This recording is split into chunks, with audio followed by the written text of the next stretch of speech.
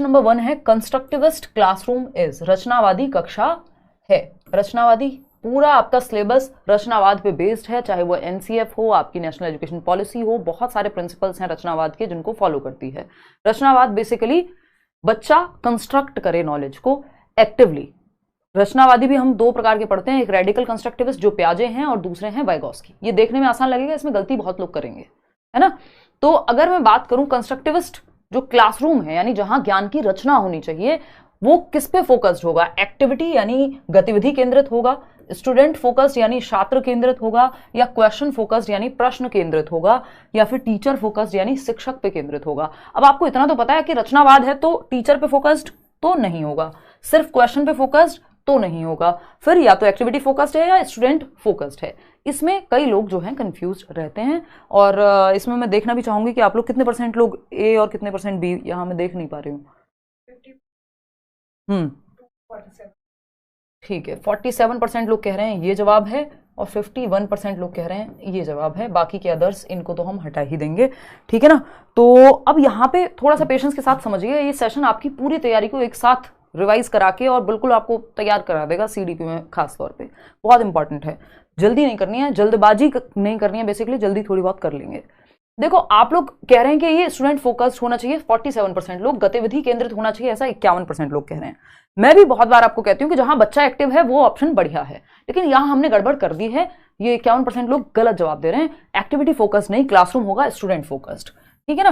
Classroom होगा student focused. अगर बच्चा फोकस्ड है, बच्चा फोकस में है, सेंटर में है बच्चा, तो एक्टिविटी अपने आप होगी, क्योंकि बच्चे का नेचर ही एक्टिविटी करना, ठीक है ना। तो छात्र केंद्रित क्लासरूम होगा, क्योंकि ये जो रचनावाद है ये प्रोग्रेसिव एजुकेशन। एक क्वेश्चन और 2018 में इस तरह का आया था, इवन आई थिंक 19 या 18 में, और बहुत सारे टीचर्स ने गलत भी बताया था कि वो क्वेश्चन ये था कि प्रोग्रेसिव एजुकेशन जो प्रगतिशील शिक्षा या चाइल्ड सेंटर्ड एजुकेशन जो बाल केंद्रित शिक्षा है वो एक्टिविटी सेंटर्ड क्लासरूम होती है या चाइल्ड सेंटर्ड या स्टूडेंट सेंटर्ड होती है। तो उसमें भी लोगों ने एक्टिविटी सेंटर्ड कह दिया था, जबकि उसका जो सही आंसर था ऑफिशियली भी और वैसे भी जो होना चाहिए वो यही था कि स्टूडेंट सेंटर्ड होनी चाहिए क्लासरूम। बच्चे को अगर हम ध्यान में रखेंगे तो बच्चे के हिसाब से एक्टिविटी प्लान होगी, ये नहीं कि एक्टिविटी के हिसाब से बच्चा प्लान हो जाएगा। एक्टिविटी तो एक टीचर सेंटर्ड क्लासरूम में भी होती है, समझ रहे हो। जहां टीचर की चल रही है, जो पारंपरिक क्लासरूम है टीचर सेंटर्ड, वहां पे भी एक्टिविटीज तो होती ही है। लेक्चर मेथड में भी कुछ तो एक्टिविटी आप करा सकते हो, अपनी मर्जी से टीचर एक्टिविटी करा सकता है, लेकिन क्या कोई भी एक्टिविटी फोकस में हो तो चल जाएगा? नहीं, बच्चे को सेंटर में रख के जो एक्टिविटी होगी वो सही जवाब है। अगर यहां स्टूडेंट फोकस्ड होता ही नहीं तो हमें मजबूरन एक्टिविटी के साथ जाना पड़ता। तो यहां पे जो जवाब है वो छात्र केंद्रित होगा, चाहे यहां पे चाइल्ड सेंटर्ड एजुकेशन लिखा होता, प्रोग्रेसिव एजुकेशन लिखा होता, कंस्ट्रक्टिविज्म लिखा है।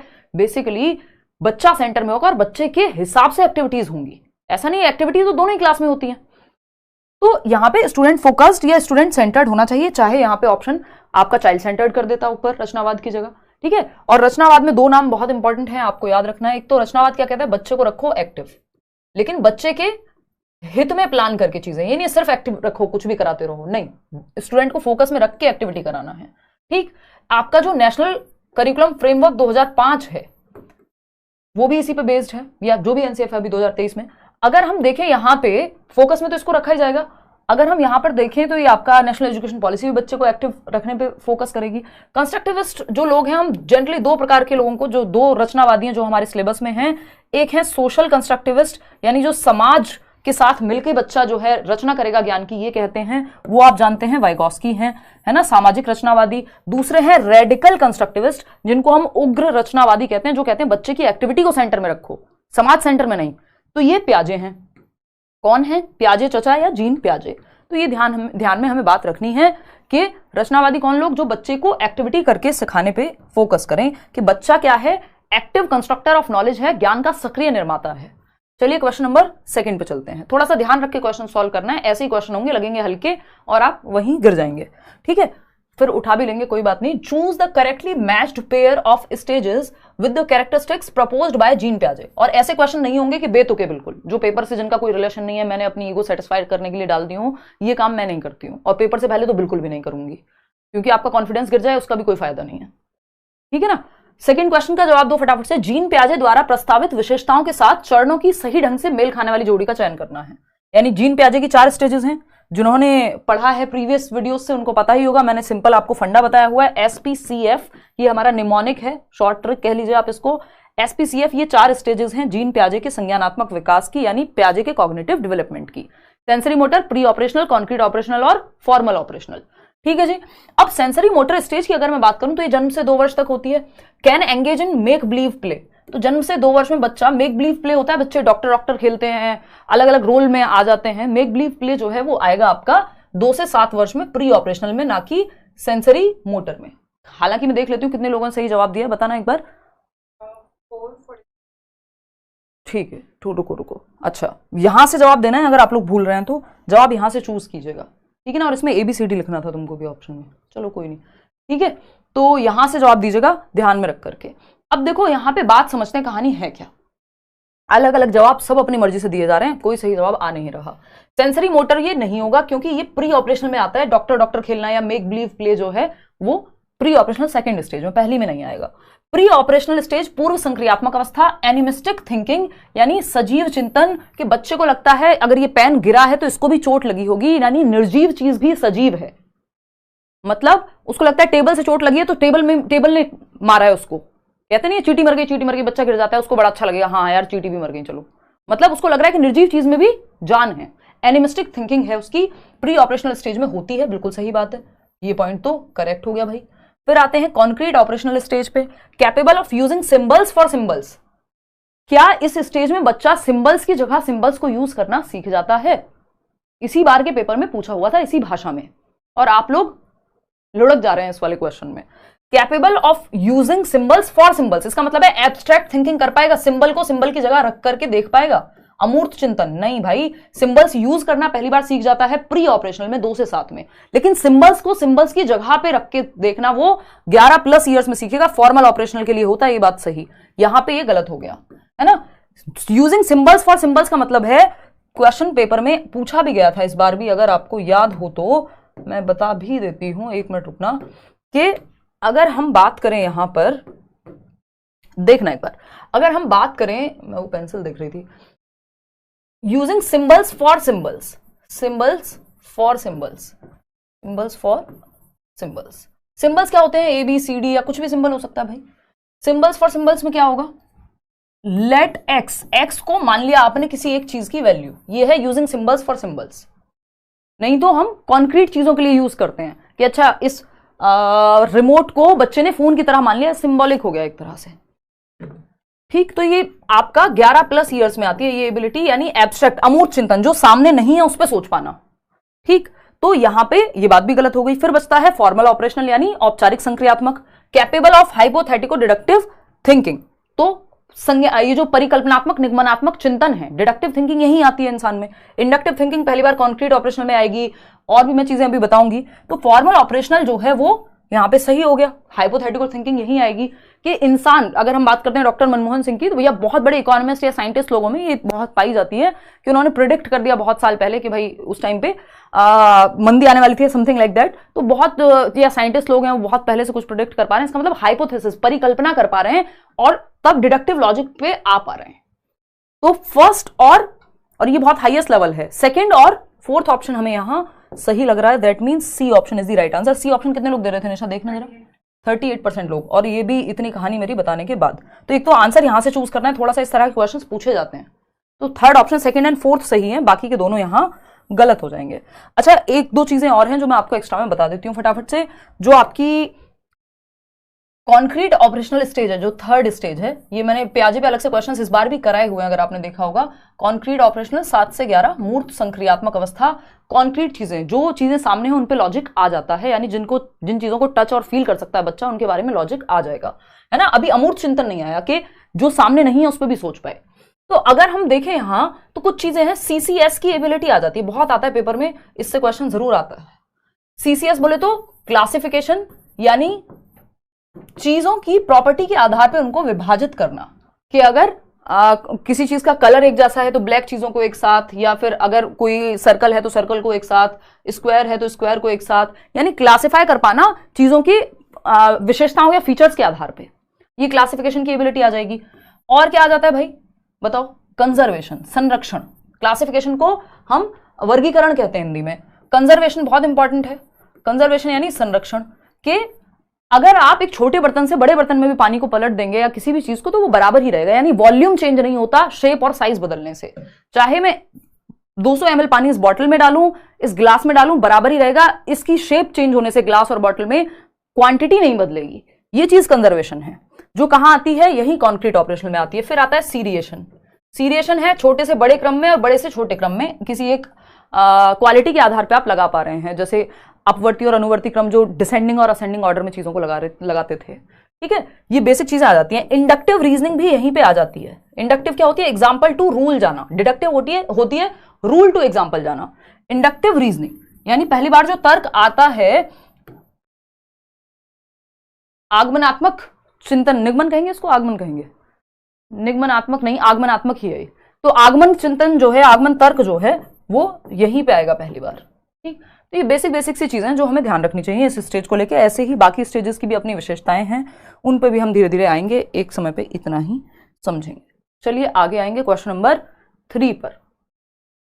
थोड़ा सा देखिए, इसके बाद एक क्वेश्चन आसान लगाएंगे, कोई बात नहीं। देखो एक बार फटाफट से करो। तो अगर हम बात करें, या फेवर में नहीं है ये कह लीजिए, क्वेश्चन नंबर 3 देखिएगा। अगर मैं देखूं यहाँ पे क्या पूछा है क्वेश्चन में, कॉलम ए को कॉलम बी से मैच करना है, सिंपल बात। ठीक, गिफ्टेड बच्चा, गिफ्टेड चाइल्ड, बहुत प्रकार के बच्चे होते हैं। लैक्स रीडिंग फ्लुएंसी, नहीं भाई गिफ्टेड है तो उसकी तो क्षमताएं ज्यादा बेहतर होती हैं, तभी तो गिफ्टेड कह रहे हैं हम उसको। उसकी मेंटल एबिलिटी, उसकी याद रखने की क्षमता, उसकी चीजों को समझने की क्षमता, ये सब बहुत ज्यादा होती है। ठीक है राहुल, धन्यवाद।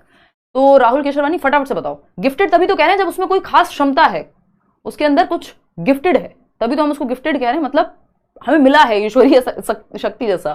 ठीक, तो गिफ्टेड की अगर हम बात करें तो वो जल्दी से सीखता है, ability to learn quickly and independently. बल्कि अगर आपने इनको अच्छे से या चैलेंजिंग क्वेश्चन नहीं दिए तो बोर हो जाएंगे बच्चे जो गिफ्टेड हैं। इनका मानसिक स्तर या मेंटल एबिलिटी ज्यादा है नॉर्मल से। 3 प्रकार के गिफ्टेड होते हैं, उसमें बाद में आएंगे, बट इनकी जो एबिलिटी होती है वो ज्यादा होती है, कमिटमेंट ज्यादा होती है, जब तक तोड़ेंगे नहीं तब तक छोड़ेंगे नहीं, और क्रिएटिविटी इनकी जो है वो ज्यादा होती है, यानी कुछ नया करने की क्षमता इनके अंदर होती है। ये रेंजोली ने 3 लक्षण बताए थे गिफ्टेड बच्चों के। लर्निंग डिसेबल्ड, यानी इसको कोई सीखने में समस्या है। लैक्स रीडिंग फ्लुएंसी, हो सकता है भाई। क्रिएटिव बच्चा तो कुछ ओरिजिनल सॉल्यूशन निकालेगा, कुछ नया सोचेगा, नोवल सोचेगा। एडीएचडी वाला बच्चा है तो उसका ध्यान एक जगह पे नहीं टिकेगा, वो टेंडेंसी उसकी डिस्ट्रैक्ट होने की ज्यादा है। तो आपका जो लर्निंग डिसेबल्ड है वो, इसमें डिस्लेक्सिया हो सकता है कि उसको पढ़ने में फ्लुएंसी नहीं है। तो सिंपल है, गिफ्टेड फर्स्ट का हो गया फोर्थ, फर्स्ट का फोर्थ हो गया। फर्स्ट का फोर्थ कहीं दिख रहा है भाई? डी डी डी है, ये एक ही जगह पे है, तो इस ऑप्शन को तो एलिमिनेट कर देंगे। फिर आएंगे सेकंड पे, लर्निंग डिसेबल्ड। लर्निंग डिसेबल्ड तो हम ए के साथ जा रहे हैं, तो ए यहां पर है, ठीक है जी, डी के बाद ए। फिर थर्ड ऑप्शन है क्रिएटिव का। क्रिएटिव जो है वो आपका ओरिजिनल थिंकर होगा, यानी यहां पे हो गया सेकंड ऑप्शन बी, ठीक है। फिर आ गया आपका एडीएचडी, तो यहाँ पे एडीएचडी वाले बच्चा जो है वो डिस्ट्रैक्ट बहुत जल्दी होता है, अटेंशन में कमी होती है उसके, तो उसको पार्ट्स में तोड़ के आपको चीजों को समझाना होता है। 30 मिनट का काम उसको एक साथ नहीं देते, 5-5 मिनट के 6 हिस्सों में तोड़ देते हैं, क्योंकि वो ज्यादा देर टिक के बैठ नहीं पाता। Attention deficit hyper activity disorder वाला बच्चा, ठीक। तो second option is the right answer. आगे बढ़ेंगे क्वेश्चन नंबर 4 पर। ये थोड़ा सा आसान लगना चाहिए आप लोगों को क्वेश्चन, फटाफट से बताएंगे आप लोग। नंबर 4, repeatedly asking children, एक नंबर 4 देखिए, repeatedly asking children to engage in learning activities either to avoid punishment or to gain reward। यानी आप बच्चों को लर्निंग एक्टिविटी में एंगेज करने को कह रहे हैं कि भैया कुछ सीख लो, पढ़ लो। क्यों? क्योंकि या तो रिवॉर्ड मिलेगा या फिर पनिशमेंट मिलेगी। या तो पापा कहेंगे कि तुम निकलो घर से, तुम्हारी नौकरी नहीं लग रही है, या शादी कर देंगे तुम्हारी, ये है पनिशमेंट। कुछ लोगों के लिए रिवॉर्ड भी हो सकता है शादी करना, बट पनिशमेंट हो गया जनरली। जैसी ठीक है, आते हैं, खैर इस बात को साइड रखेंगे। तो पनिशमेंट से बचने के लिए और रिवॉर्ड को पाने के लिए आपको पढ़ाई करनी है, ऐसी चल रही है दुनिया। बट ये पेडागोजी के हिसाब से बहुत अच्छी अप्रोच नहीं है, ये हमारी मजबूरी है, ये हमारा क्या कहेंगे, बहुत ही विडंबना कह लीजिए इस चीज को, कि सारा सोसाइटी या बहुत सारी चीजें, जैसे कॉम्पिटिटिव एग्जाम्स की तो पूरा फंक्शन ही ऐसे कर रही हैं चीजें, 1-2% लोगों को छोड़ दें तो, कि लोग मजबूरी में या नौकरी जरूरी है, वो सब रीजंस ज्यादा हैं हमारे, हमें घर की गरीबी मिटानी है, जरूरत है, ये सब चीजें। और वो पर्सनल जो इंटेंशन है या बहुत इंटरेस्ट है वो बहुत कम लोगों का है ना। तो लेकिन हमें स्कूल में बच्चे को उसका इंटरेस्ट से पढ़ाना है, ना कि पनिशमेंट के भय से या रिवॉर्ड के लालच में। डिक्रीज एक्सट्रिंसिक मोटिवेशन, अभी बताऊंगी उसको। बाहरी अभिप्रेरणा कम होती है इससे, नहीं ये तो बाहरी ही है। बाहरी क्या है? जिसका रीजन बाहर हो। 2 तरह की मोटिवेशन है, एक इंटरनल एक एक्सटर्नल। तो ये एक्सटर्नल को ही तो प्रभावित करेगा, डिक्रीज क्यों करेगा? पनिशमेंट से बचने के लिए रिवॉर्ड आप पा रहे हो तो आप काम कर रहे हो, तो इसके साथ तो जा नहीं रही बात। इंक्रीजेस इंट्रिंसिक मोटिवेशन, आंतरिक अभिप्रेरणा तो बनेगी नहीं, क्योंकि आंतरिक अभिप्रेरणा कैसे बढ़ेगी? बाहरी कारण से। आंतरिक अभिप्रेरणा के लिए तो आपको सीखने में मजा आता है, कोई काम को करने में, ये आंतरिक अभिप्रेरणा है। Learning for the sake of learning, for the Joy of learning. ऐसे नहीं कि मेरे को अगर साइकोलॉजी पढ़ना पसंद है तो मैं नहीं भी पढ़ा रही हूं तब भी पढ़ लूंगी, ठीक है ना। Would encourage children to focus on mastery rather than performance goals, यानी मास्टरी लर्निंग बेस्ट होती है। 3 प्रकार की ओरिएंटेशन होती है या गोल्स होते हैं एक तरह से, ये पेपर में पूछा जाता है हर बार, पिछली बार भी आया था और ये मैंने आपको मैराथन में भी सबसे पहले बताया हुआ है। एक है आपका performance oriented goals, performance orientation goals, कि आपकी मोटिवेशन किस रीजन से है। दूसरा है आपको, ये चतुर है, वो 3 इडियट्स का चतुर याद कर लीजिए, जिसको फर्स्ट आना है, रट्टा लगाओ चाहे कुछ भी हो, फर्स्ट आना है, ठीक। दूसरा है आपका फेलियर अवॉइडेंस, ये राजू रस्तोगी है, बस जिसको पास हो जाना है किसी भी तरह से, कहीं फेल ना हो जाऊं, 90 नंबर आ जाए सीटेट में। जिन्होंने लास्ट में पढ़ना शुरू किया होगा उनकी स्थिति ऐसी होगी कि फेलियर से बचना है बस, ठीक है ना। ये राजू रस्तोगी मान लीजिए 3 इडियट्स का, ठीक। बहुत साल से ये एग्जाम्पल्स में देती हूँ, अब तो बहुत लोग यूज करने लग गए। फिर आता है मास्टरी ओरिएंटेशन, पारंगत बनना है आपको, मास्टर बनना है किसी चीज में, तो ये बेस्ट है मास्टरी ओरिएंटेशन, क्योंकि यहाँ पे ये रेंचो है, जो रणछोड़ दास छाछड़ जो भी उसमें दिखाया गया 3 इडियट में कैरेक्टर, एक्चुअल में भी वो एग्जिस्ट करते हैं लद्दाख में, तो ये सोनम वांगचू, तो ये मास्टरी ओरिएंटेशन पे थे मूवी में पूरे, कि इनको सीखने में मजा आ रहा है, डिग्री मिल रही है नहीं मिल रही है, बाकी सब चीजें सेकेंडरी हैं। तो ये बेस्ट है बच्चे के लिए कि उसको इंटरेस्ट आए सीखने में, वो मास्टरी के लिए कि वो बेहतर कर पाए किसी चीज में। एग्जैक्ट क्वेश्चन आया हुआ है और आता है हर बार, एक क्वेश्चन जरूर आएगा, ठीक। परफॉर्मेंस यानी परफॉर्म करना है, फर्स्ट आना है, कुछ भी करके, रट के आओ, पढ़ के आओ, जो करके आओ।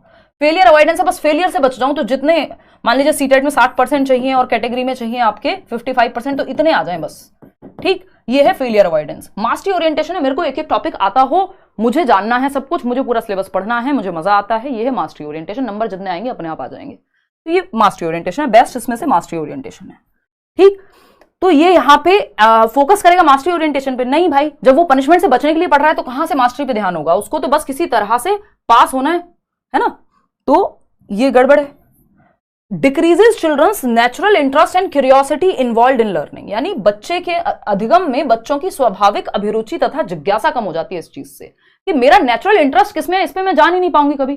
क्यों? क्योंकि अगर मुझे चाइल्ड डेवलपमेंट एंड पेडागोजी में मजा आ रहा है सीटेट के एक सब्जेक्ट में, तो मुझे टेंशन इस बात की मुझे मैथ्स भी पढ़ना है, मुझे ये भी पढ़ना है, मुझे वो भी पढ़ना है। तो अगर नेचुरल इंटरेस्ट इंसान नहीं जान पाएगा, क्योंकि पूरा ध्यान है बस फेलियर से बचना है, पनिशमेंट से बचना है, रिवॉर्ड मिलेगा, तो इसमें जो आपके अंदर का नेचुरल, किस चीज में आप सच में अच्छा कर सकते थे, वो निकल के ही नहीं आ पाएगा, मौका ही नहीं मिलेगा। तो स्वाभाविक जो अभिरुचि या जिज्ञासा है, जो क्यूरियोसिटी है, जो इंटरनल मोटिवेशन है, वो पता ही नहीं लगेगा। इंटरनल का मोटिवेशन का तो तब पता लगेगा, आंतरिक का तो जब आपको पता तो हो आपका इंटरेस्ट किस में है। तो 4th option is the right answer. आगे बढ़ेंगे, क्वेश्चन नंबर 5 देखिएगा फटाफट से, ध्यान से जवाब दीजिएगा, इसमें आप लोग गलतियां करेंगे, बताइएगा। थैंक यू हरिओम, बताइए फटाफट से बताइए अब। ओके, मैं बेटर हूं लर्निंग हब तरुण तिवारी। चलिए फटाफट से 5th क्वेश्चन का जवाब दीजिए, बातों में नहीं लगेंगे। A teacher identifies the difficulty in pronunciation of a child while reading English prose loudly, this may be called. एक शिक्षक हैं जो अंग्रेजी गद्य को, एक प्रोज पढ़ रहे हैं, कोई पैराग्राफ है इंग्लिश का, बच्चा वो पढ़ रहा है पैराग्राफ मान लीजिए, पढ़ते समय एक बच्चे के उच्चारण में यानी उसके प्रोनाउंसिएशन में दिक्कत है, वो प्रोनाउंसिएशन को ही प्रोनाउंसिएशन बोलता है, ठीक है ना। मान लेते हैं एक एग्जाम्पल है, दिमाग को, या दिमाग को तो दिमाग बोल देते हैं लोग हिंदी में, लेकिन इंग्लिश का है तो ऐसे बहुत सारे वर्ड्स हैं जिनको गलत हम बोलते ही हैं। एक बच्चे के उच्चारण में कठिनाई की पहचान करता है, इसे कहा जा सकता है क्या? यानी बच्चा एक पैराग्राफ पढ़ रहा था, टीचर ने देखा कि उसको कहीं कहीं उच्चारण में दिक्कत है, तो ये क्या है? कठिनाई की पहचान हुई है। यहाँ पे कठिनाई की पहचान की है टीचर ने, कहां पे? पढ़ते समय। कितने % लोग दे रहे हैं जवाब? देखो, ये असेसमेंट ऑफ लर्निंग तो होगा नहीं, क्योंकि ये प्रोसेस के दौरान, पढ़ने के दौरान ही चल रही है ये प्रोसेस, और assessment of learning end of the term, या जब लास्ट में आप एग्जाम दे रहे हैं, लर्निंग के बाद की प्रक्रिया है। सबमेटिव असेसमेंट का हिस्सा हम इसको कहते हैं, योगात्मक मूल्यांकन का, जो जजमेंट के लिए होता है एक तरह से। यहां पे ये ड्यूरिंग द प्रोसेस है, जब पढ़ाई की प्रक्रिया वो पढ़ रहा है और डिफिकल्टी को देखा है, तो ये ऑप्शन तो हट जाएगा, असेसमेंट ऑफ लर्निंग तो होने से रहा, ठीक। असेसमेंट फॉर लर्निंग और समेटिव इवैल्यूएशन ही होगा नहीं, क्योंकि एसए का पार्ट है, तो डिफिकल्टी पहचानी है, डिफिकल्टी नहीं पहचानी जाती, समेटिव इवैल्यूएशन में सीधा बता दिया जाता है इतने % नंबर आए हैं, जैसे हाफ ईयरली या ईयरली टर्म एंड एग्जामिनेशंस। अब ऑप्शन 2 ही बचते हैं हमारे पास, या तो सेकंड होगा या तो 4th होगा, बताना सेकंड को कितने लोग कह रहे हैं? 31% लोग कह रहे हैं कि ये होगा, और फोर्थ को 49% लोग कह रहे हैं कि ये होगा। चलिए बहुत बढ़िया, बहुत ही क्लोज है ये जवाब अपने आप में। अगर बोर्ड का मन करे दोनों को सही मान लेगा। लेकिन यहाँ पे होना क्या चाहिए? होना चाहिए डायग्नोस्टिक टेस्टिंग, और ये डायग्नोस्टिक टेस्टिंग एक तरह से हिस्सा है असेसमेंट फॉर लर्निंग का ही। लेकिन ये एग्जैक्टली यहाँ पे क्या हुआ है? डायग्नोज हुई है प्रॉब्लम। हालांकि डायग्नोस्टिक टेस्टिंग जो है इस इंटेंट से बनाई जाती है कि बच्चा जो है उसकी कमी को पता लगाया जा सके, उसमें समस्या है कहाँ। जैसे मान लीजिए मेरी तबीयत खराब रही, वीकनेस थी बहुत ज्यादा, तो मैंने टेस्ट कराया, रिपोर्ट्स में पता लग गया कि भैया आयरन 17 है, हीमोग्लोबिन 9 है, और ये चीजें हिली हुई हैं। ठीक, डायग्नोज हो गया। तो पहले पता करेंगे आप एज अ टीचर, और फिर रेमेडी देंगे। तो डायग्नोस्टिक टेस्ट के बाद हमेशा रेमेडियल टीचिंग होती है, ये भी हमें ध्यान में रखना है। डायग्नोसिस में क्या है? आप गैप्स का पता लगाते हैं, गड़बड़ हुई कहां, ठीक, दिक्कत है। कम देखें, a teacher identifies the difficulty in pronunciation. Difficulty को आइडेंटिफाई किया गया है उच्चारण में while reading English prose loudly, जब ये प्रक्रिया चल रही थी। ठीक है, तो ये चल रही थी तो असेसमेंट फॉर लर्निंग के दौरान ही होगा, ये असेसमेंट फॉर लर्निंग का ही पार्ट है। लेकिन ये एग्जैक्टली है क्या? दिस मे बी कॉल्ड, क्या कहेंगे इस चीज को जहां आपने पहचान की है? तो ये डायग्नोस्टिक टेस्टिंग कहलाएगी। अगर ये ऑप्शन नहीं होता तो हम चले जाते सेकंड के साथ। तो फोर्थ सही है, यहाँ पे ज्यादातर लोगों ने सही जवाब दिया है। और इसके बाद रेमेडी दी जाती है कि बच्चों को दोबारा एक्स्ट्रा क्लास देनी है या कहाँ, उसके पता आपको चलेगा किस क्षेत्र में दिक्कत है, डायग्नोस्टिक टेस्ट से, निदानात्मक परीक्षण से। देख लो, fill the gap about the relationship between language and thought. भाषा और विचार के संबंध के बारे में सही गैप को भरना है। जीन पियाजे और वाइगोस्की इस चीज में अलग सोचते हैं। तो वाइल जीन पियाजे बिलीव्स डैश इन्फ्लुएंसेस डैश, तो जीन पियाजे क्या मानते हैं? कॉग्निशन लैंग्वेज को इन्फ्लुएंस करता है, यानी जो आपका संज्ञान है वो आपकी भाषा को प्रभावित करेगा। यानी जैसे जैसे बच्चे का दिमाग डेवलप होता है, अपने आप से भाषा भी जो है उसकी वो डेवलप होनी शुरू होती है। ठीक लग रही है बात? या लैंग्वेज कॉग्निशन को, नहीं उल्टा हो जाएगा। वो तो कॉग्निटिव डेवलपमेंट की बात करते हैं, उससे फिर वो कहते हैं पहले थॉट आता है और फिर लैंग्वेज आती है। और थॉट किसका पार्ट है? थिंकिंग किसका पार्ट है? कॉग्निटिव डेवलपमेंट का, कॉग्निशन का। समझ पा रही हो कितनी डीप बात हो गई है ना? कि कॉग्निशन का पार्ट क्या? थिंकिंग, रीजनिंग, प्रॉब्लम सॉल्विंग, ये किसका पार्ट है? कॉग्निशन का। तो हम यहां अगर थॉट लिखा होता तब भी बात वही थी। यहां कॉग्निशन लिखा है, इसका मतलब थिंकिंग के बाद लैंग्वेज डेवलप होती है।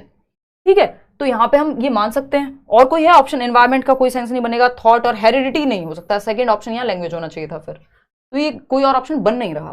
तो अगर मैं देखूं यहां पे कॉग्निशन, जीन पियाजे बिलीव्स कॉग्निशन इन्फ्लुएंसेस लैंग्वेज, यानी जो थॉट है वो लैंग्वेज को प्रभावित करता है। लेव वाइगोस्की सजेस्ट दैट लैंग्वेज, जो भाषा है, वाइगोस्की कह रहे हैं कि जो भाषा है वो कॉग्निशन को डेवलप करती है। यानी लैंग्वेज क्या है? ग्रेटेस्ट टूल है संज्ञान के विकास के लिए, ऐसा वाइगोस्की कहते हैं कि लैंग्वेज एक टूल है। फिर से समझ लीजिए, भाषा और विचार के संबंध में अगर हम देखें तो पियाजे का मानना है कि संज्ञान को प्रभावित करता है विचार। संज्ञान से आपकी भाषा प्रभावित हो रही है, ठीक है, और भाषा से संज्ञान डेवलप हो रहा है, ऐसा कौन कह रहा है? वाइगोस्की। संज्ञान क्या है भाई? जो भी काम दिमाग से हो रहे हैं वो सब कॉग्निशन में आते हैं। जैसे थिंकिंग, रीजनिंग यानी सोचना, चिंतन करना, जो है आपका तर्क करना, रीजनिंग करना, आपका इमेजिनेशन, मेमोरी, परसेप्शन, जितने भी काम दिमाग से संबंधित है, लैंग्वेज भी आपकी कॉग्निशन के अंदर ही आती है। और दोनों ने कॉग्निटिव डेवलपमेंट की थियरी दी है, पियाजे और वाइगोस्की ने। ठीक है ना? अब इसको थोड़ा समझ लेते हैं। फर्स्ट ऑप्शन यहां करेक्ट हो गया। अब लैंग्वेज एंड थॉट का थोड़ा सा रिलेशनशिप देख लेते हैं पियाजे और वाइगोस्की की भाषा में। अभी मत देना पोल, इस पे हम आएंगे 1 मिनट में। देखना एक बार, अगर मैं देखूं लैंग्वेज एंड थॉट का रिश्ता, ये रिश्ता क्या कहलाता है ना? वो उसकी जो एक्ट्रेस थी हिना खान, उनको हो गया है कैंसर, अभी मैंने न्यूज पढ़ी थी कुछ दिन पहले। ठीक, तो लैंग्वेज और थॉट, ये जब हम छोटे बच्चे थे तब एक सीरियल आया करता था, हमारे आसपास के लोग देखते थे। तो देख लीजिए एक बार, लैंग्वेज एंड थॉट का जो रिश्ता है क्या कहलाएगा, समझिए जरा। तो लैंग्वेज यानी भाषा, थॉट यानी विचार, आपको पता ही है, थिंकिंग एक तरह से। पियाजे कहते हैं, पियाजे और वाइगोस्की इस चीज में डिफर करते हैं या उनके विचार इसको लेकर के अलग हैं। पियाजे, वाइगोस्की दो रचनावादी लोग हैं। वाइगोस्की सोशियो कंस्ट्रक्टिविस्ट हैं, समाज के साथ बच्चा एक्टिविटी करके सीखेगा। पियाजे कहते हैं बच्चा खुद से एक्टिविटी करके सीखेगा, बाकी सारी चीजें सेकेंडरी हैं। ठीक, तो पियाजे कह रहे हैं थॉट कम्स फर्स्ट, या thought not only comes first, यानी विचार सिर्फ पहले नहीं आता। यानी जब मैंने इस पेन को देख करके पेन बोलना नहीं सीखा तब भी मेरे दिमाग में कुछ तो चल रहा है इसके बारे में, वो विचार है। तो विचार पहले आया और विचार ने सुनिश्चित किया, प्रोसीड किया पहले तो लैंग्वेज को, thought not only proceeds language but also determines it. मतलब विचार न केवल भाषा से पहले आता है बल्कि भाषा को सुनिश्चित भी करता है। यानी जब मैं बोल रही हूं भाषा, लैंग्वेज, उससे पहले मेरे दिमाग में विचार है, और विचार पहले आया क्योंकि किसी चीज को बोलने से पहले मैं सोचूंगी, और वो सोचना निर्धारित करेगा कि मैं क्या बोलूंगी। तो विचार ने निर्धारित किया कि लैंग्वेज क्या होगी। ठीक है ना, ये पियाजे कह रहे हैं कि विचार पहले आएगा फिर भाषा आएगी, और विचार जो है भाषा को सुनिश्चित करेगा। वाइगॉस्की इसका उल्टा बिल्कुल नहीं कह रहे हैं, है ना। पियाजे कह रहे हैं थॉट यानी कॉग्निशन डेवलप होगा आपका, जैसे जैसे आपका दिमाग डेवलप होगा, थॉट डेवलप होगा, आपकी लैंग्वेज भी डेवलप होगी। ठीक, वाइगॉस्की कह रहे हैं कि थॉट और लैंग्वेज इंडिपेंडेंट होते हैं, यानी पैरेलली चलते हैं, समानांतर रूप से, एक समय के बाद मर्ज हो जाते हैं एक दूसरे में। दूसरी बात ये कह रहे हैं कि लैंग्वेज से दिमाग का विकास होगा, क्योंकि आपने भाषा सीखी, उस भाषा से आप अच्छी किताबें पढ़ेंगे, अच्छे लोगों की बातें सुनेंगे, चर्चा करेंगे, डिस्कशन करेंगे, डिबेट करेंगे, तो आपका दिमाग भी डेवलप होगा। हम कहते हैं ना जैसे लोगों में हम रहते हैं वैसे बन जाते हैं, कैसे? भाषा के माध्यम से। तो लैंग्वेज से कॉग्निशन डेवलप होता है, भाषा से दिमाग विकसित हो रहा है, संज्ञान विकसित हो रहा है, आपकी सोचना, समझना, सीखना, ये सारी चीजें विकसित हो रही हैं, ऐसा वाइगॉस्की कह रहे हैं। पियाजे कह रहे हैं नहीं, कॉग्निशन से लैंग्वेज डेवलप हो रही है। समझ पा रहे हो ना अंतर? तो इस चीज को थोड़ा सा ध्यान रखना है, ये दोनों थॉट और लैंग्वेज को लेकर अलग सोचते हैं, बाकी बहुत सारी चीजों में सिमिलर भी हैं। क्वेश्चन नंबर 7 देखिएगा, eight which stage of Lawrence Kohlberg. अच्छा, पियाजे का आपको पता है वो हेरिडिटी को इंपॉर्टेंस देते हैं, वाइगॉस्की सोशल एस्पेक्ट्स को बहुत ज्यादा महत्व देते हैं। फटाफट से बताइएगा question number 7, eight which stage of Lawrence Kohlberg theory of moral development do children ignore the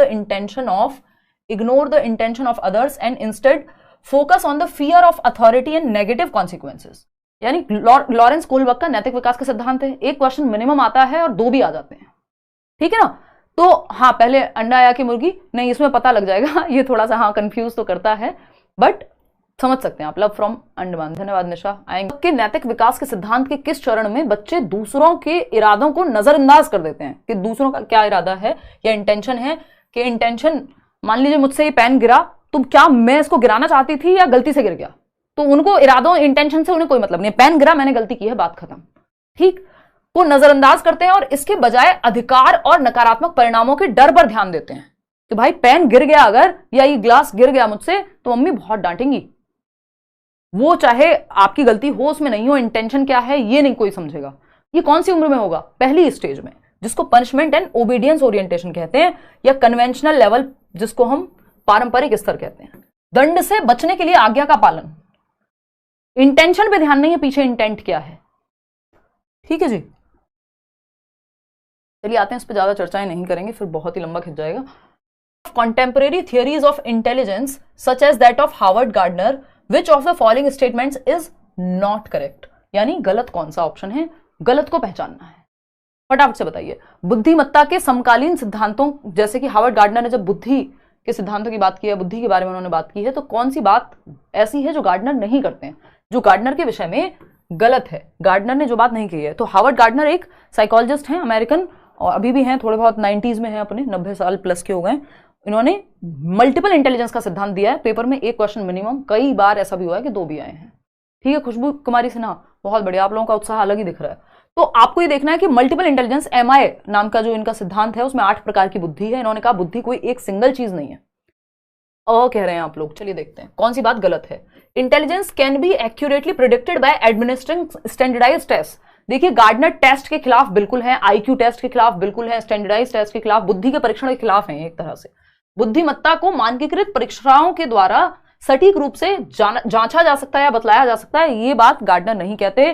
ये बात गलत है, और जो गलत है वही सही है, क्योंकि पूछा ही गलत था, नॉट लिखा हुआ था आपका क्वेश्चन में। तो ये बात तो सही लग रही है, इस पे समझेंगे क्यों गलत है। Intelligence comprises of several independent intelligences. ये बातें आपको, बाकी की 3 बातें गार्डनर की थियरी के बारे में बताएंगी, इनको पढ़ना जरूरी है। बुद्धिमत्ता के अंतर्गत कई स्वतंत्र बुद्धियां आती हैं, यानी कई प्रकार की इंडिपेंडेंट इंटेलिजेंस है। जैसे किसी में लिंग्विस्टिक इंटेलिजेंस होगी, यानी भाषा पे बहुत अच्छी पकड़ होगी। किसी में स्पोर्ट्स को लेकर के काइनेस्थेटिक इंटेलिजेंस होगी, दौड़ने भागने में बहुत अच्छा होगा। किसी के अंदर धुन बजाने की या म्यूजिक को लेकर के इंटेलिजेंस होगी, तो म्यूजिकल इंटेलिजेंस है। यानी कई प्रकार की, 8 प्रकार की बुद्धि की इन्होंने बात की है। तो इंडिपेंडेंट होती है स्वतंत्र रूप से, जरूरी नहीं है कोई गणित में खराब है तो जीवन में भी खराब होगा, कोई उसके अंदर टैलेंट नहीं होगा, ऐसा बिल्कुल जरूरी नहीं है। Intelligence according to Gardner, intelligence is a complex interplay of heredity and environmental factors. हाँ भाई, होता ही है। आपकी जो हेरिडिटी एंड एनवायरमेंट का जो फैक्टर है, यही दो चीजें हैं, इसके अलावा तीसरी कोई चीज तो है नहीं। जो इंटरेक्शन है आपकी हेरिडिटी से, या तो कोई चीज मिली है आपको जीन्स से, या फिर एनवायरमेंट के साथ आपने अडॉप्ट की है जेनेटिक उसके इंटरेक्शन के बाद। ठीक है ना, क्लियर है? चलिए खैर समझते हैं। पनिशमेंट पॉजिटिव भी तो हो सकती है, नेगेटिव भी होती है। शिवानी, इस चक्कर में सीटेट में पढ़ना नहीं है आपको, आपके बिल्कुल काम का नहीं है। पनिशमेंट यहाँ पे नेगेटिव ही है पूरे सीटेट के सिलेबस में। वो पॉजिटिव पनिशमेंट, नेगेटिव पनिशमेंट आपके सिलेबस से बाहर की बातें, उन पे मत जाओ। और पनिशमेंट और रिवॉर्ड दोनों से बचना है पूरे पेपर में, ध्यान रखना। ना तो रिवॉर्ड की तरफ लेके जाना है, ना पनिशमेंट की तरफ बच्चे को। ठीक, देखना एक बार। इंटेलिजेंस एक कॉम्प्लेक्स इंटरप्ले। हाँ भाई, intelligence can B nurtured by providing appropriate stimulus. नहीं मतलब अच्छा, हाँ ठीक है, कि सही एनवायरमेंट अगर आप दे रहे हैं स्टिमुलेटिंग, जहां बच्चों को मौके मिल रहे हैं डिबेट के, डिस्कशन के, बहुत सारी चीजों के, तो उसका बुद्धि का स्तर बेहतर होगा, सीख पाएगा वो चीजें। ठीक है, फर्स्ट ऑप्शन गलत है। अब आपको यहां पे सिंपल पता है कि मल्टीपल इंटेलिजेंस की जो थियरी है, बहुबुद्धि का सिद्धांत, एक तो ये जो स्टैंडर्डाइज टेस्ट की बात थी यहां पे कि इंटेलिजेंस को मेजर किया जा सकता है, वो भी एक्यूरेटली स्टैंडर्डाइज टेस्ट लेके, तो नहीं हो सकता। ये गार्डनर इसके खिलाफ हैं, ये बात सिंपल हमें याद रखनी है। दूसरा, बड़ी पॉपुलेशन के लिए ठीक है, मतलब इस पे नहीं आते हैं, फिर बहुत कंफ्यूजन भी क्रिएट हो जाएगा। ज्यादा मैं नहीं चाह रही हूँ कि बहुत इतना डीप में जाएं कि 2 दिन बाद आप भूल ही जाएं, उसका कोई फायदा नहीं होगा। क्वेश्चन नंबर 9 देखिएगा, असर्शन और रीजन वाला क्वेश्चन है। अभिकथन और तर्क। असर्शन क्या है? A major influence on adolescents gender roles and stereotypes is exerted by films and advertisement. यानी किशोरों की जेंडर भूमिकाओं, यानी जो लैंगिक भूमिकाएं हैं व रूढ़िवादिताएं हैं, उनके प्रति दृष्टिकोण और मूल्यों को निर्धारित करने में विज्ञापन और फिल्में एक बड़ा प्रभाव डालती हैं। कि एडोलेसेंट्स यानी टीनेजर्स, एक तरह से जो 13 to 19 की एज में हैं, है ना, या 12 से 18, या WHO की माने तो 10 से 19 वर्ष के बीच एडोलेसेंट्स, किशोर या किशोरी। ठीक, तो यहाँ पे बहुत सारे चेंजेस आपके अंदर हो रहे होते हैं। इसको तनाव एवं तूफान का काल कहा है स्टैनली हॉल ने, है ना। साइकोलॉजिकल चेंज से लेके हर तरह के चेंजेस, हीरो वर्शिप, बहुत सारी चीजें हैं जो यहाँ पे होती हैं एडोलेसेंस में। मैक्सिमम दिमाग का विकास भी यही हो जाएगा।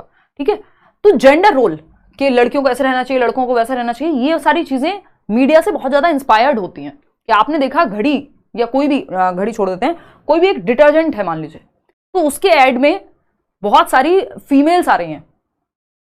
या घर के सामान की अगर हम बात करें, किचन के यूटेंसिल्स हैं, तो उसमें सिर्फ फीमेल्स ही आती हैं, है ना। टॉयलेट क्लीनर हैं तो उसमें भी फीमेल ही आ रही हैं। जो भी काम घर के, उन सब के एडवर्टीजमेंट में, टीवी में सिर्फ फीमेल्स ही आती हैं। तो दिमाग में क्या बैठ जाएगा देखने वाले टीनेजर के कि भाई ये काम तो लड़कियों का होता है, मैं क्यों करूं। अगर कोई लड़का है 18 साल का, उसको कहा जाए बेटा खाना बना लो या ये किचन साफ कर दो, वो कहेगा मेरा काम थोड़ी है, तो मेरी बहन का काम है। कहां से इंस्पायर्ड है? मीडिया से। अगर मीडिया में ऑपोजिट भी दिखाया जाएगा, जो कि आज के समय में दिखाया जाता है कि किसी डिटर्जेंट के एड में सलमान खान आ रहे हैं, कोई और आ रहा है, या कोई हार्पिक के एड में मेल भी इंक्लूडेड हैं, तो वो क्या है, एक तरह से बैलेंस कर रहे हैं वहां पे चीजों को। ठीक है ना, और बढ़िया क्रैक हो जाएगा। अनिल, अगर प्रीवियस ईयर पेपर में अगर आपके नंबर सही आ रहे हैं, पेपर में भी आपके नंबर सही आएंगे अगर आप ईमानदारी से पेपर दे रहे हैं तो। ठीक है ना, मतलब प्रीवियस ईयर अगर लगा रहे हैं तो यहाँ पे हमें सिंपल ध्यान रखना है कि हाँ, जेंडर रोल्स और स्टीरियोटाइप्स कि नहीं, ये काम सिर्फ लड़कियों का, ये परंपरा जो हमें एक तरह की बना दे रहे हैं यहाँ पे, ये फिल्म और एडवर्टीजमेंट से बहुत प्रभावित होती है। ये बात एकदम सही है, क्योंकि जिस तरह की आप मूवीज देख रहे हैं, जिस तरह की आप चीजें कर रहे हैं, बहुत प्रभाव पड़ता है। हम अगर देखें तो बचपन में मैं छोटी थी, मैंने देखा आसपास उस टाइम पे वो तेरे नाम मूवी आई थी एक सलमान खान की, पता नहीं कितने लोग गांव में सेम हेयर स्टाइल फॉलो करने लग गए थे, या आज भी ये चीज होती ही है। और अगर हम बात करें आपकी अभी जो एनिमल मूवी आई थी, उस पर बहुत विवाद रहा। उसका एक रीजन यही है कि भाई जो टीनेजर है, जिसका दिमाग उतना अभी वो पक्का नहीं हुआ है, अपने आप में थोड़ा सा इधर उधर जाने की स्थिति है, तो लोगों के दिमाग को मूवीज इन्फ्लुएंस करती हैं। ये तो आपके बेंड्यूरा भी कहते हैं और कितनी थियरीज मिल जाएंगी। तो ये चीज सही है, बिल्कुल सही है कि इन्फ्लुएंस हो रहे हैं बच्चे। ठीक, रीजन क्या है इसका? Media is a powerful primary agency of socialisation for children. यानी मीडिया क्या है? एक प्राइमरी एजेंसी है सामाजिकरण की। यहां इन्होंने गड़बड़ कर दी। प्राइमरी एजेंसी नहीं है ये, प्राइमरी एजेंसी परिवार है, उसके बाद दुनिया देखते हैं आप। ठीक है ना, तो ये सेकेंडरी एजेंसी है, गौड़वाहक है। ये फॉल्स हो गया, ए सही था। तो A is true but R is false. तो इस चीज को हम ध्यान रखेंगे। सोशलाइजेशन पे एक ही क्वेश्चन आता है, सामाजिकरण क्या है? एक ऐसी प्रक्रिया जिसमें हम समाज में रहना सीखते हैं, समाज के तौर तरीके, नियम, कायदे, कानून सीखते हैं, है ना। कैसे रहना है, कैसे बोलना है, कोई घर पे आए तो पानी पूछना है, नमस्ते करनी है, ये सब हम सामाजिकरण से ही सीखते हैं। या कोई अगर किसी और धर्म से है तो वो कुछ और कहेगा, तो ये सब हम सामाजिकरण से सीखते हैं। और सामाजिकरण की प्रक्रिया में सबसे पहले जो भूमिका आती है वो आती है परिवार की, परिवार में भी सबसे पहले मदर की। तो सोशलाइजेशन में अगर हम कहें प्राइमरी, हालांकि जिम्मेदारी सभी की है, इसमें सिर्फ मदर की जिम्मेदारी नहीं है। सेकेंडरी यानी प्राथमिक वाहक सामाजिकरण की एजेंसीज हैं जिनके माध्यम से सामाजिकरण या समाज में रहना सीख रहा है बच्चा। दूसरा है गौड़वाहक, सेकेंडरी एजेंट्स ऑफ सोशलाइजेशन और प्राइमरी एजेंट्स ऑफ सोशलाइजेशन। एक क्वेश्चन आता ही है, फैमिली है प्राइमरी में, परिवार, और परिवार इसमें इमीडिएट फैमिली या आप अगर एक बड़ी फैमिली में रहते हैं, नेबरहुड के भी लोग कई बार आ जाते हैं, डिपेंड करेगा। अगर फैमिली के साथ आया हुआ है तो प्राइमरी, अगर ऑप्शन में नेबरहुड स्कूल के साथ आया हुआ है तो सेकेंडरी। तो इतने दो चीजें, दो ऑप्शन यहां पे पक्के हैं। अगर स्कूल है तो सेकेंडरी में जाएगा, मीडिया है तो सेकेंडरी में जाएगा, और अगर हम बात करें फैमिली की, नेबरहुड की, कई बार तो फैमिली हमेशा प्राइमरी में होगी, स्कूल हमेशा सेकेंडरी में होगा। ठीक, चलिए खैर आगे बढ़ते हैं। क्वेश्चन नंबर देखना एक बार 10th, क्वेश्चन नंबर 10 देखिए क्या कहता है ये। इन अ क्लासरूम डिस्कशन, एक कक्षा में चर्चा हो रही है ऑन क्रिकेट, क्रिकेट पे चर्चा हो रही है। A teacher is giving more chances to boys than girls, एक टीचर है जो लड़कों को ज्यादा चांस दे रहे हैं खेलने का क्रिकेट लड़कियों के मुकाबले, क्योंकि या चर्चा भी हो रही है, खेलने की तो बाद में आएगी, चर्चा हो रही है कि तुम बताओ क्रिकेट के बारे में। अच्छा, वर्ल्ड कप का मैच हुआ था तो लड़कियां और लड़के दोनों हैं, और आपने क्या किया कि एक टीचर हैं आप मान लीजिए, तो आप लड़कों को ज्यादा खड़ा कर रहे हैं, वो ज्यादा अच्छे जवाब दे रहे हो, ऐसा भी हो सकता है, क्योंकि अभी तो कल्चरली ऐसी चल रही हैं चीजें, वो स्टीरियोटाइप खत्म थोड़ी हो गया है। तो और टीचर फिर प्रभावित है कि नहीं लड़कों को खड़ा करो, इन्हीं को पता है क्रिकेट के बारे में, अगर ऐसा हो रहा है तब भी। तो एक टीचर जो है ज्यादा चांसेस दे रहे हैं चर्चा में अपनी बात कहने का लड़कों को क्रिकेट के मुद्दे पे, बजाय कि लड़कियों के, उनको कम चांसेस मिल रहे हैं। अगर 3 बार लड़कों को खड़ा किया गया है तो शायद लड़की को एक ही बार खड़ा किया गया होगा क्लास में से किसी एक गर्ल को। ये क्या है, ये स्टीरियोटाइप है, आपको बराबर चांसेस देने हैं। अगर आप किसी भी एक तरफ झुकेंगे, मुद्दा कोई भी हो, तो गड़बड़ होगी। तो ये क्या है, कॉम्बैट कर रहे हैं आप स्टीरियोटाइप को। स्टीरियोटाइप क्या है, जो चीजें चली आ रही हैं वो गलत हैं, सही हैं, लड़के कमजोर होते हैं, सॉरी लड़कियां कमजोर होती हैं, लड़के बहुत ताकतवर होते हैं, या फिर लड़के रोते नहीं हैं, ये सब क्या है, स्टीरियोटाइप्स हैं, बस ठप्पा लग गया एक तरह से। तो आप कॉम्बैट कर रहे हैं, नहीं लड़ कहां रहे हैं आप, इस रूढ़िवादिता से लड़ना चाहिए एज अ टीचर आपको, बट नहीं। पार्टिसिपेटिंग जेंडर बायसनेस, यानी सॉरी प्रैक्टिसिंग, आप प्रैक्टिस कर रहे हैं जो लैंगिक पूर्वाग्रह हैं या एक तरफ झुके हुए हैं। बायसनेस में स्टीरियोटाइप आ जाता है कई बार, क्योंकि आप दोनों में से किसी एक तरफ झुके हुए हैं, तो आप बायस्ड हैं लड़कों के प्रति कि उनको ज्यादा मौके दे रहे हैं, तो आप तो स्टीरियोटाइप को प्रैक्टिस कर रहे हैं, बात सही है। एंश्योरिंग जेंडर इक्वालिटी, बराबरी कहां देख रहे हैं आप, यहाँ स्टीरियोटाइप को ब्रेक कर रहे हैं, कहां ब्रेक कर रहे हैं। आप कहते कि हम लड़कियों को ज्यादा मौका देंगे इसमें, तो एक बार को हम कह सकते थे, हालांकि इस चीज में दोनों को मौका मिलना चाहिए था। तो प्रैक्टिसिंग जेंडर बायसनेस, आप लैंगिक पूर्वाग्रहों को देखो, यहाँ पे स्टीरियोटाइप और बायसनेस एक साथ नहीं दिखेगा आपको, तो आप तो बायसनेस को, अगर यहाँ स्टीरियोटाइप होता तो वो भी सही हो जाता, दोनों एक साथ नहीं देगा, क्योंकि बेकार में आपसे पंगे थोड़ी, दुश्मनी थोड़ी एग्जामिनर की आपसे। क्वेश्चन नंबर 11 देखिए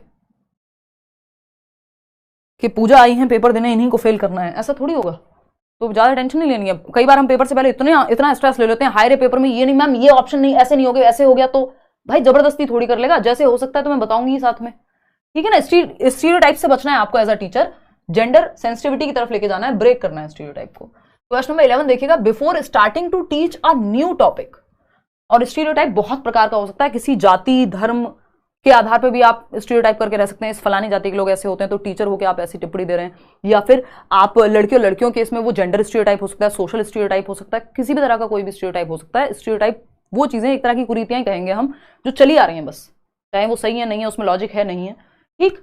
चलिए क्वेश्चन नंबर 11 देखिएगा, before starting to teach a new topic, किसी नए विषय को पढ़ाना शुरू करने से पहले it is important for a teacher to know, एक शिक्षक के लिए यह जानना जरूरी है। क्या जानना जरूरी है जब आप नया टॉपिक पढ़ाने जा रहे हैं, कोई भी टॉपिक, मान लीजिए नाउन है, पहली बार पढ़ा रहे हैं आप क्लास में, किसी ने आज से पहले नाउन नहीं पढ़ा, या इस मतलब आपके सिलेबस में नहीं आया, संज्ञा पढ़ा रहे हैं आप पहली बार, क्या जरूरी होगा, व्हाट चिल्ड्रन ऑलरेडी नो, जो वो पहले से जानते हैं, जो उनका पूर्व ज्ञान है, कुछ तो पता होगा उनको, हाँ भाई जरूरी है। ओल्ड नॉलेज से आपको न्यू नॉलेज को कनेक्ट करना है, पूर्व ज्ञान से नए ज्ञान को।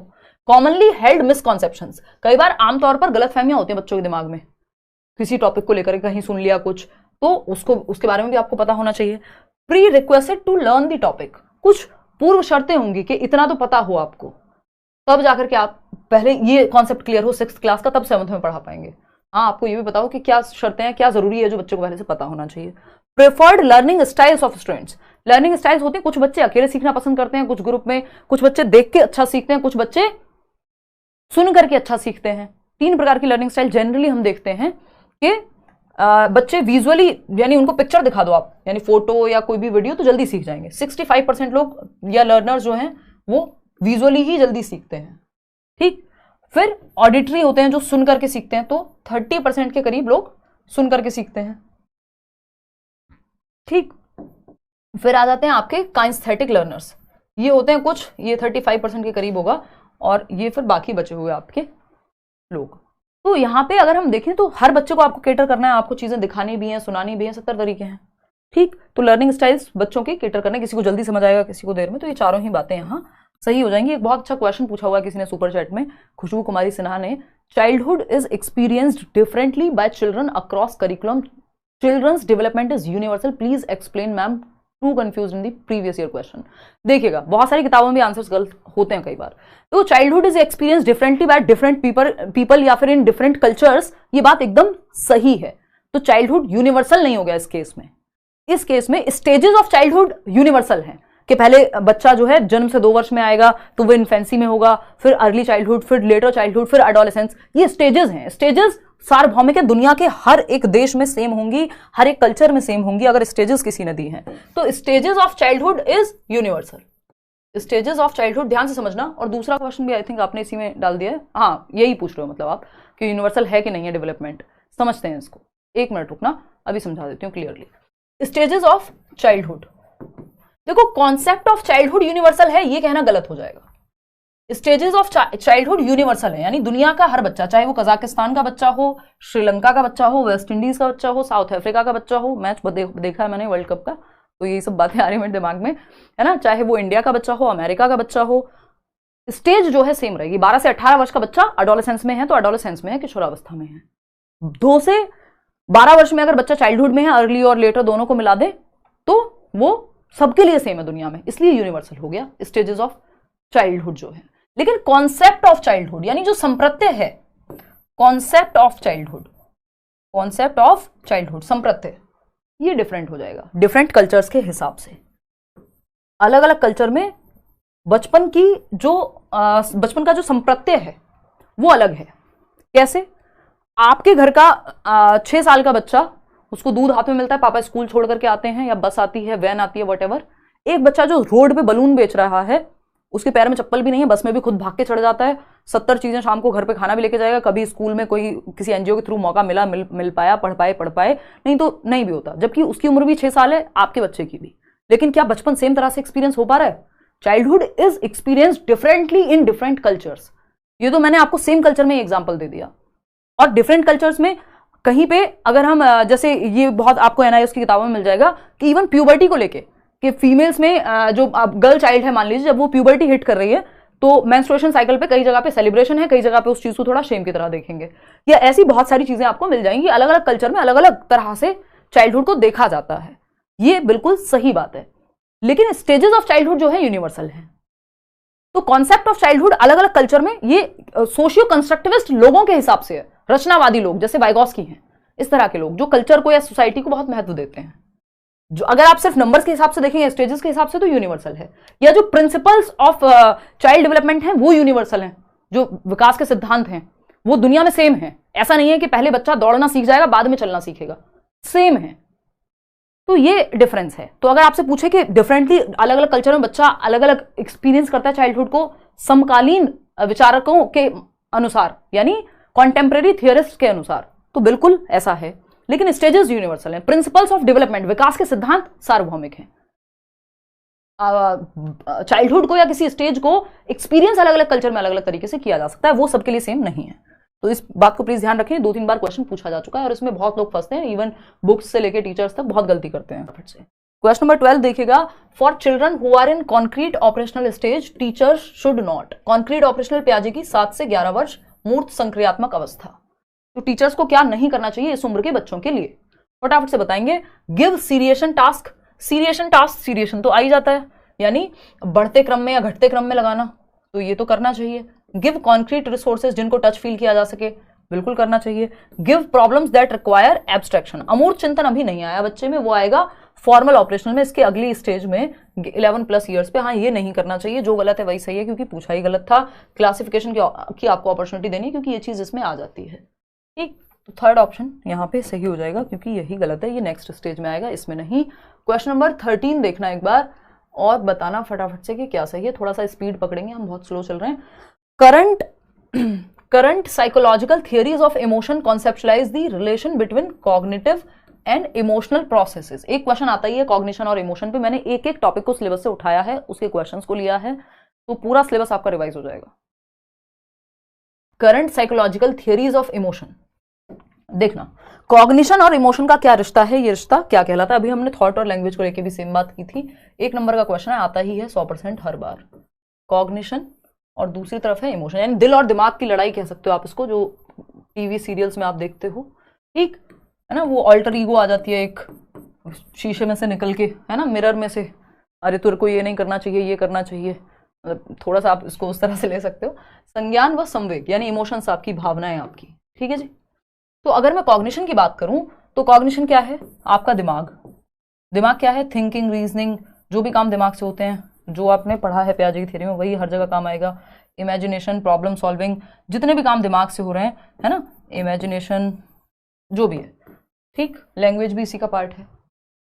ये है कॉग्निशन। क्या आपका दिमाग, आपकी emotions, how do you feel, यानी फियर, एंगर, लव, ये 3 इमोशन बताए हैं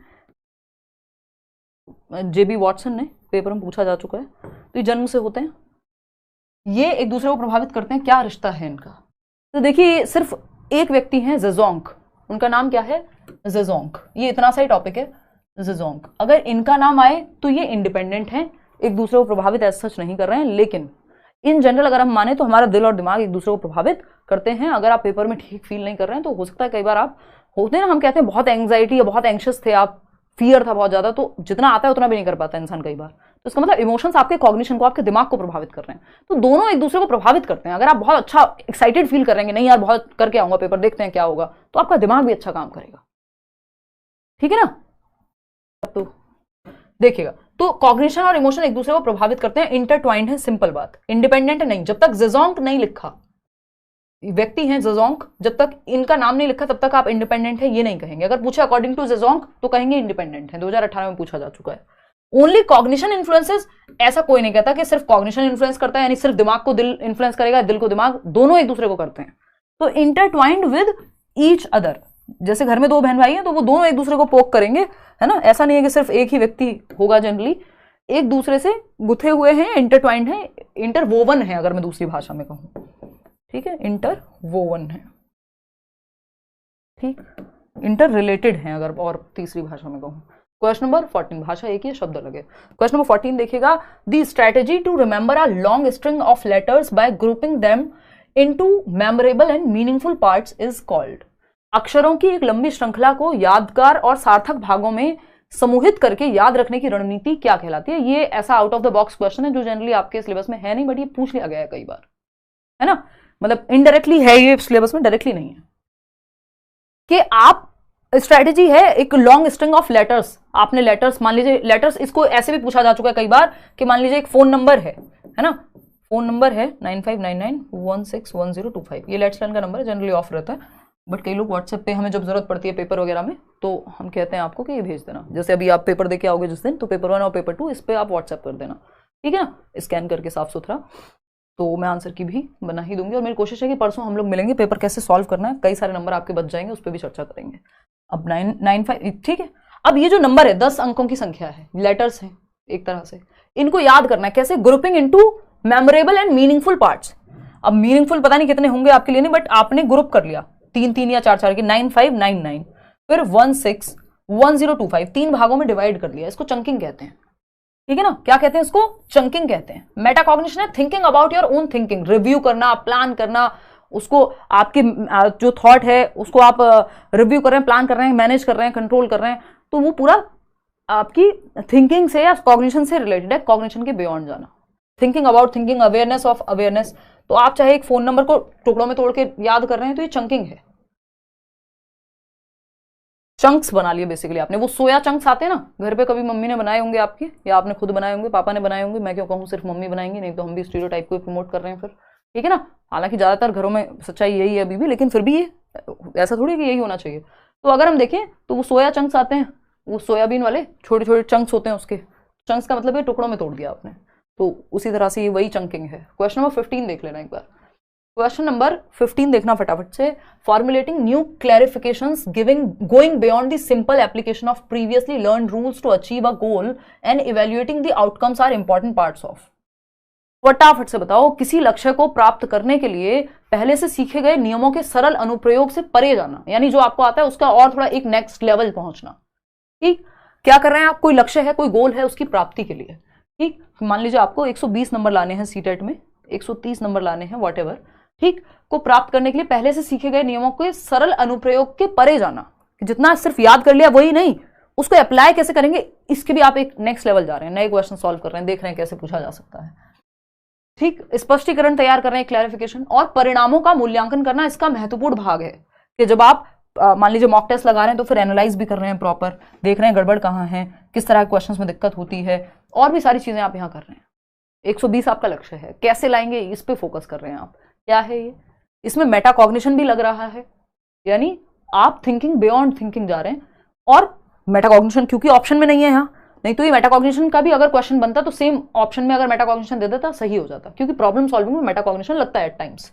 अगर कोई मुश्किल प्रॉब्लम है तो उसमें थिंकिंग अबाउट थिंकिंग आपको जाना पड़ेगा, थिंकिंग के बियॉन्ड। तो ये प्रॉब्लम सॉल्विंग है, एक समस्या को का समाधान ढूंढ रहे हैं आप, इसलिए आप चीजों के परे जा रहे हैं। चलिएगा, खैर ये मिसकॉन्सेप्शन तो गलत अवधारणाएं होती हैं, एसिमुलेशन है, आपने ऐड कर लिया चीजों को, जैसे प्याजे के केस में आपने मान लिया कि ये बिल्ली है, ये है। रोट मेमोराइजेशन अगेन रटना हो गया, उसकी बात यहाँ नहीं होगी। क्वेश्चन नंबर 16, बहुत ही स्लो चल रहे हैं हम।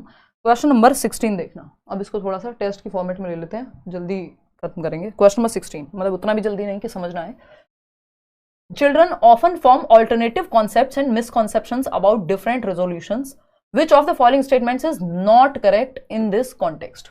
बच्चे अक्सर विभिन्न संकल्पों के बारे में वैकल्पिक संकल्पनाएं या फिर भ्रांतियां बना लेते हैं कि भाई बच्चे ने देखा हरे रंग का पानी तो उसको पता है भाई ग्रीन कलर का होता है पानी, जबकि वाटर इज कलरलेस। टीचर ने पढ़ाया क्लास में कि बेटा पानी का कोई रंग नहीं होता, अब वो कहेगा नहीं मैंने तो हरे रंग का पानी भी देखा है तालाब में, या स्विमिंग पूल में, तालाब में मैंने हरे रंग का देखा है, ब्लू कलर का स्विमिंग पूल में देखा है, मैं अपने नाना के यहाँ गया था, नानी के यहाँ गया था, बुआ के यहाँ गया था, वॉट, और मैंने तो मुंबई में स्विमिंग पूल देखा था मैम। एक बच्चा मान लीजिए जो गाँव में रहता है, उसमें तो मैंने ब्लू कलर का पानी भी देखा था।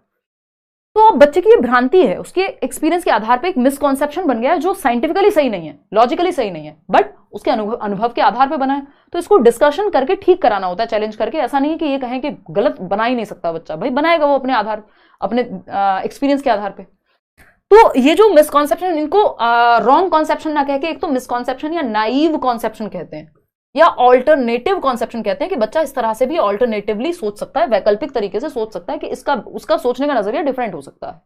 ठीक, तो जैसे एक बच्चा है, जो वो क्वेश्चन नहीं था कि एक बच्चा है जिसको लगता है उसके पापा रोज मदर डेयरी से दूध लेकर के आते हैं, तो उसको लगता है मदर डेयरी पे बनता है दूध। तो ये नाइव कॉन्सेप्शन है, लॉजिकली सही नहीं है, साइंटिफिकली सही नहीं है, बट उसके अनुभव के आधार पर उसने वो एक ऑल्टरनेटिव वैकल्पिक अवधारणा, एक वैकल्पिक कॉन्सेप्ट बना लिया है।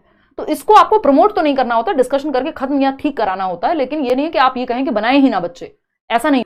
तो नॉट करेक्ट, बताइए क्या करेक्ट नहीं है। The formulation of alternative concepts and misconceptions is very natural in childrens and adults. कई बार एडल्ट्स में भी गलत अवधारणाएं बन जाती हैं। आपने कोई गलत वीडियो देख लिया, कोई आजकल तो इतनी फेक न्यूज वगैरह है, वो सब देख लिया तो आपको लगेगा सब कुछ गलत ही हो रहा है दुनिया में।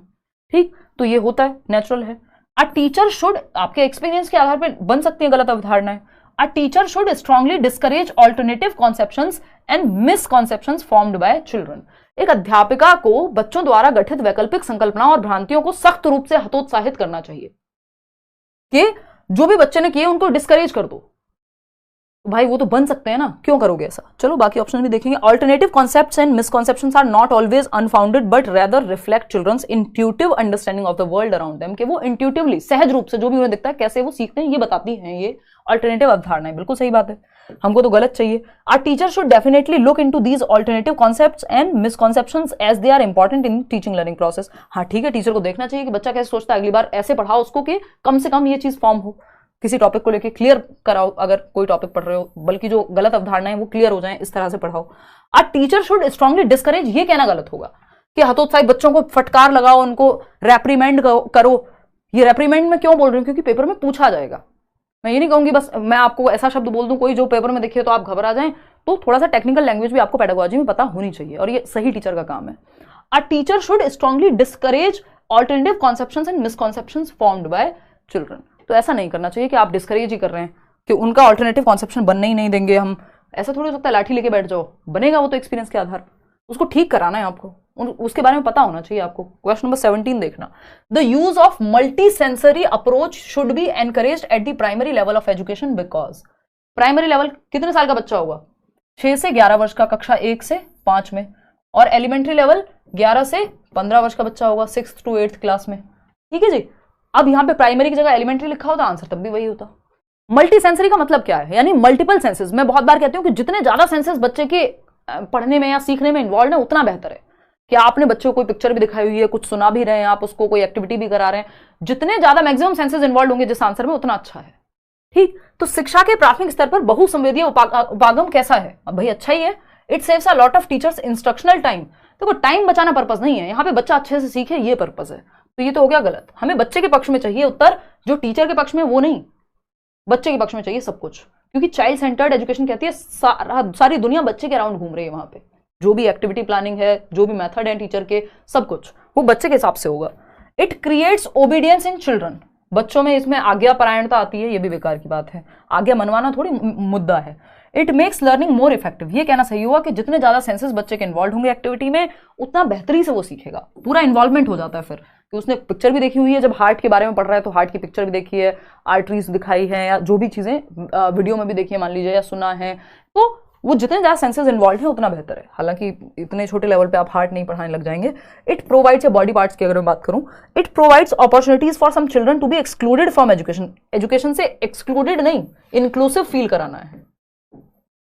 ये सबके लिए है शिक्षा, ये नहीं है कि अलग थलग कर दो आप, कुछ बच्चों को बिल्कुल अलग कर दिया एजुकेशन से। क्वेश्चन नंबर 18 देखना एक बार, बताइएगा। नेशनल एजुकेशन पॉलिसी पे एक क्वेश्चन है। हालांकि पिछले 2-3 बार से नेशनल एजुकेशन पॉलिसी पे क्वेश्चन आ नहीं रहे हैं, बट क्या पता इस बार आ जाए एक आध क्वेश्चन, बट मुझे लगता नहीं। देखिएगा फटाफट से क्वेश्चन नंबर 18 का जवाब दीजिए। क्वेश्चन नंबर 18, थोड़ा सा नेशनल एजुकेशन पॉलिसी के बारे में बात कर लेंगे इन केस क्वेश्चन आ जाए तो आप अपनी समझ से सॉल्व कर पाए। एक सेशन है बट आपकी प्रॉब्लम्स बहुत सारी इसमें सॉल्व हो ही जाएंगी। Which of the following statements, और ऐसा नहीं अगर किसी को क्वेश्चन ऐसे लग रहे हो हाँ ठीक मतलब हो पा रहे हैं मेरे से, तो पेपर में ये नहीं आएगा भाई, पेपर इसी के अराउंड आएगा क्योंकि सिलेबस यही है, बार बार चीजें पूछी जाती हैं। ऐसा थोड़ी कहीं तीसरी जगह से आपको फेल करने के लिए पेपर नहीं बनाया जाता है ना। Question which of the following, वो भी सीटेट तो एटलीस्ट उसको ऐसे सोचो भी मत। Which of the following statements is proposed in the national education policy 2020। Syllabus से भटकता नहीं है पेपर। एनईपी 2020 में कौन सा कथन प्रस्तावित हुआ है? फर्स्ट ऑप्शन है being multilingual has high cognitive benefits for child students, हैं फॉर स्टूडेंट्स। ठीक, बाल विद्यार्थियों के लिए, लर्नर्स भी लिख सकते थे लोग, बहुभाषी होने के उच्च संज्ञानात्मक लाभ हैं। यानी अगर मल्टीलिंगुअल क्लासरूम है जहां पे कई तरह की भाषाएं, एक बच्चा है जो पंजाबी बोलता है, दूसरा बच्चा है जो गुजराती बोलता है, तीसरा बच्चा है हिंदी बोलता है, चौथा बच्चा है उर्दू बोलता है, कोई फारसी, कोई संस्कृत, व्हाटएवर, यानी अलग अलग भाषाएं एक क्लास में बोली जाती है, तो ये बच्चे के दिमाग के विकास के लिए अच्छा है। बिल्कुल सही है, रिसर्च कहती है या 2 या 2 से अधिक भाषाएं जानने वाले बच्चे, या 2 भाषाएं अगर आप जानते हैं एक से, तो आपका संज्ञानात्मक स्तर बेहतर होता है। यानी मल्टीपल लैंग्वेजेस आपके दिमाग के स्तर को भी बेहतर करती है, क्योंकि अब आप 2 भाषाओं में पढ़ पाएंगे, जान पाएंगे, 2 भाषा के लोगों को देख पाएंगे। अगर मान लीजिए मुझे हिंदी इंग्लिश आती है तो मैं हिंदी और इंग्लिश दोनों में किसी ने अगर कुछ भी लिटरेचर लिखा है वो पढ़ पाऊंगी, इंटरव्यूज देख पाऊंगी उन लोगों के, किताबें पढ़ पाऊंगी, 70 चीजें, क्योंकि मेरे पास जितनी भाषाएं मुझे आती हैं उतना बेनिफिट है। तो ये संज्ञान में हमारे दिमाग के विकास में हेल्प करती है मल्टीलिंगुअल क्लासरूम, इसको बढ़ावा देती है आपकी नेशनल एजुकेशन पॉलिसी। बिल्कुल सही बात है। फिर भी बाकी ऑप्शंस देखते हैं। Being educated in one's mother tongue is a hindrance in educational and technological progress. ये कहना बिल्कुल गलत होगा कि मातृभाषा में मत पढ़ाओ, मदर टंग में ही पढ़ाओ, प्राइमरी लेवल पे तो स्पेशली। जो भी बच्चे की खुद की भाषा है, जो वो घर से लेके आया है, वो उसकी मातृभाषा है, चाहे वो पंजाबी हो, गुजराती हो, व्हाटएवर। बाइलिंगुअल अप्रोच क्रिएट्स, इसमें बल्कि ज्यादा कंफर्टेबल रहता है बच्चा। बाइलिंगुअल अप्रोच क्रिएट्स कंफ्यूजन, नहीं ऐसा नहीं है, हेल्पफुल होनी चाहिए। स्कूल्स के 2 भाषाओं में पढ़ाओगे तो गड़बड़ होगी, नहीं। स्कूल्स शुड एनकरेज चिल्ड्रन, जैसे मान लीजिए इंग्लिश में पढ़ाया, हिंदी में ट्रांसलेट कर लिया, तो वो प्रॉब्लम नहीं है। स्कूल्स शुड या 2 भाषाओं का प्रयोग क्लासरूम में प्रॉब्लमेटिक नहीं है, हेल्पफुल है। जितनी भाषाएं उतना अच्छा है। Schools should encourage children to learn and speak English as a first language. क्यों भाई, इंग्लिश को जबरदस्ती क्यों थोपे हम? 3 लैंग्वेज फॉर्मूला है जिसको प्रमोट करने की बात आपकी नेशनल एजुकेशन पॉलिसी कहती है कि त्रिभाषा सूत्र का प्रयोग करिए आप, जो बहुत 1964-66 में लाया गया था। तो वो उसमें ऐसा नहीं है कि इंग्लिश को थोपा जाएगा। देखो 3 लैंग्वेज फॉर्मूला क्या कहता है? 3 लैंग्वेज फॉर्मूला, त्रिभाषा सूत्र जो है, साउथ में थोड़ी दिक्कत होती रहती है इसको लेके। त्रिभाषा सूत्र की अगर मैं बात करूं तो सिंपल 3 लैंग्वेजेस की बात है। ये पहली आपकी mother tongue, MT mother tongue, जो भी बच्चे की मातृभाषा है तो आप उसमें उसको इंस्ट्रक्शन दीजिए जब वो स्कूल में आ रहा है। ठीक, दूसरी भाषा इंग्लिश या हिंदी में से कोई भी हो सकती है। अगर आप आपकी मदर टंग हिंदी है तो हिंदी हो जाएगी पहली, फिर दूसरी इंग्लिश हो गई, तीसरी जो है कोई भी मॉडर्न इंडियन लैंग्वेज, 22 भाषाएं हैं और भी भाषाएं हैं, उनमें से कोई भी हो सकती है। अब संस्कृत या कुछ ऐसी भाषाएं हैं जिनको क्लासिकल लैंग्वेजेस कहा जाता है, उनको भी प्रमोट करने की बात नेशनल एजुकेशन पॉलिसी में कही गई है। जैसे संस्कृत हो गई और इस तरह की भाषाएं जो क्लासिकल लैंग्वेज का दर्जा रखती हैं, तो उनको भी प्रमोट करने की बात की गई है 3 लैंग्वेज फॉर्मूला के साथ साथ। ठीक है ओम श्री, चलिए खैर ये एक बात हो गई। मल्टीलिंगुअलिज्म को बढ़ावा देती है आपकी नेशनल एजुकेशन पॉलिसी हो, चाहे इससे पहले का एनसीएफ हो, कोई भी पॉलिसी हो। मल्टीलिंगुअलिज्म, बहुभाषिता, यानी जितनी भाषाएं हैं, अलग अलग तरह के भाषा के बच्चे हैं तो आप साथ में सिखाइए। बाइलिंगुअल सिखाना है, 2 भाषाओं में सिखाना है, सिखाइए। मल्टीपल लैंग्वेज के बच्चे हैं, सिखाइए, वो हेल्प ही करेगी बच्चे को सीखने में।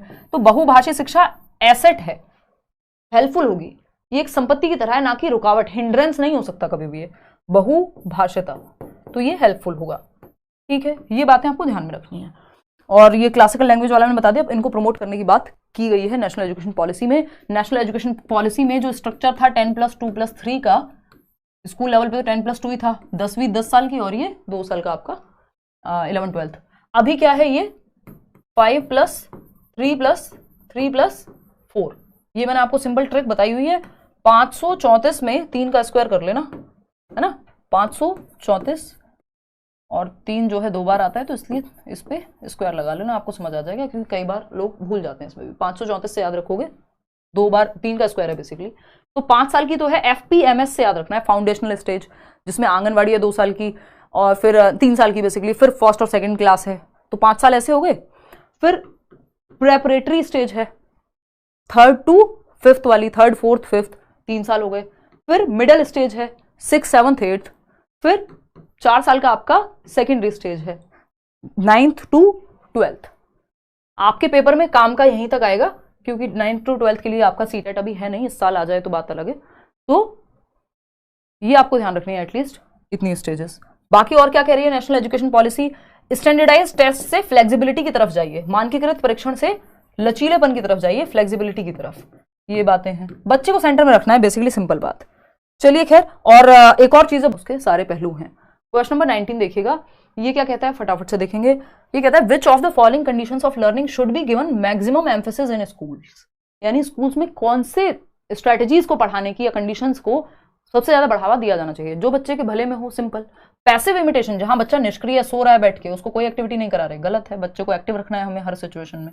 Acquisition of skills and knowledge through interaction with the environment, हाँ बच्चा एक्टिव है, जहां बच्चा एक्टिव है वो सही है। परिवेश से सहभागिता द्वारा कौशलों और ज्ञान का अर्जन, बच्चा सक्रिय रूप से कोई स्किल सीख रहा है, कोई एक्टिविटी कर रहा है, drawing, painting, sports, whatever, classroom में एक्टिव है, डिस्कशन, डिबेट, ये सब अच्छी बातें हैं। फिर भी बाकी के ऑप्शन देखते हैं। मेमोराइज करना, रट्टा लगाना, यहाँ बच्चा पैसिव है, पैसिव नहीं रखना, बच्चे को एक्टिव रखना है। Conditioning of behaviour through stimulus response, देखना ध्यान रखना, ये कंडीशनिंग वर्ड एकदम नेगेटिव वर्ड है आपके पूरे पेपर के लिए। ये रिवॉर्ड वर्ड एकदम नेगेटिव है, कोई रिवॉर्ड नहीं, कोई पनिशमेंट नहीं, इनसे आपको बच के रहना है। बच्चे को एंजॉयमेंट के लिए सीखे बच्चा, अपने learning for the sake of learning, internal motivation, इन सब पे ध्यान देना है।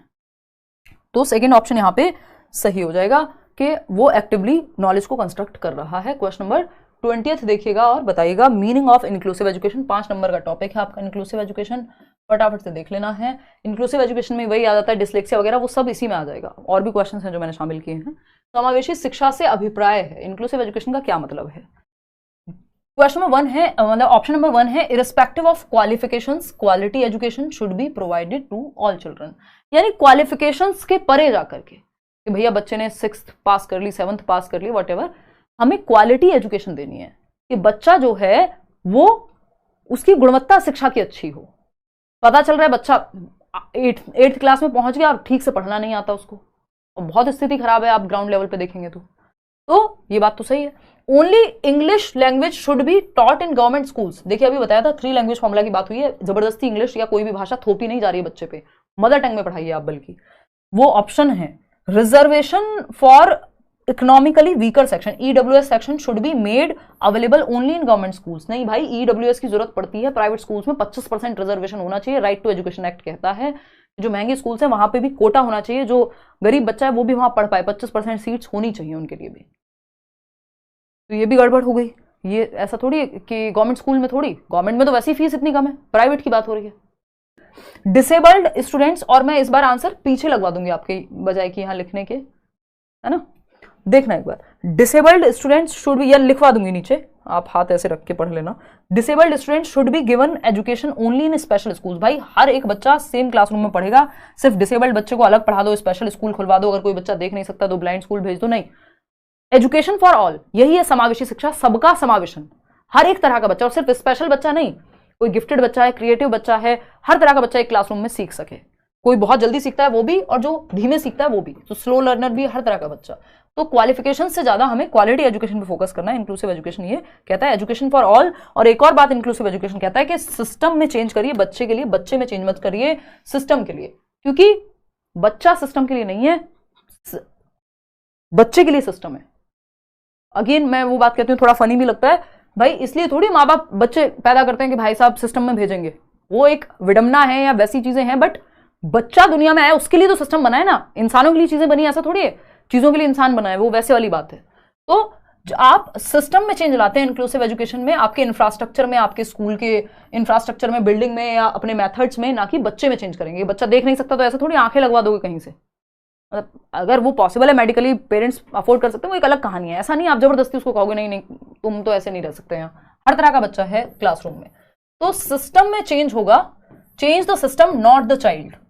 बच्चे को मत चेंज करिए, बच्चे के हिसाब से आप अपनी इंस्ट्रक्शन को, अपने मेथड्स को, अपने इंफ्रास्ट्रक्चर को, अपनी बिल्डिंग को, कहीं जरूरत है अगर लिफ्ट की, या फिर अगर लिफ्ट तो खैर में बहुत आगे चली गई, अभी जैसी स्थिति है गवर्नमेंट स्कूल्स में या नॉर्मल स्कूल्स में भी, रैंप की, तो वो आप लेकर के आइए। कोई बच्चा है जो देख नहीं सकता, उसको ग्राउंड फ्लोर पे आप क्लासरूम दीजिए, अगर सीढ़ियां हैं स्कूल में तो, या फिर और इस तरह की कोई समस्या चलने फिरने में अगर बच्चों को दिक्कत है, कोई बच्चा है जिसको सुनने में दिक्कत है, उसको आगे बिठाइए। अगर जरूरत हो तो कुछ मशीन वगैरह का भी इस्तेमाल किया जा सकता है, तो आप बच्चे में नहीं चेंज कर सकते। तो ये एक बात हुई। क्वेश्चन नंबर 21 देखिएगा, seriation in Jean Piaget's theory refers to. बहुत ही आसान सा क्वेश्चन है, एकदम लड्डू क्वेश्चन है, थोड़ा सा आपको मजा आएगा ये क्वेश्चन करने में। जल्दी से जवाब दो, बहुत भूख लगी है। आपका बॉयफ्रेंड है क्या? बस यही कर लो, पढ़ मत लेना, अभी पेपर की चिंता नहीं है इनको, 2 दिन बाद 4 दिन बाद पेपर है ना, इनको मेरे बॉयफ्रेंड की चिंता है।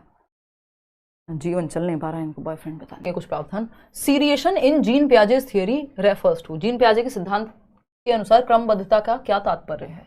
अभी बताया था ना, सीरिएशन कहाँ आता है? 7 से 11 वर्ष में, कॉन्क्रीट ऑपरेशनल मूर्त संक्रियात्मक अवस्था, ठीक है ना। The ability to spatially map places like one's school, ये सीरिएशन नहीं है, दिस इज माइंड मैपिंग एक तरह से, ठीक।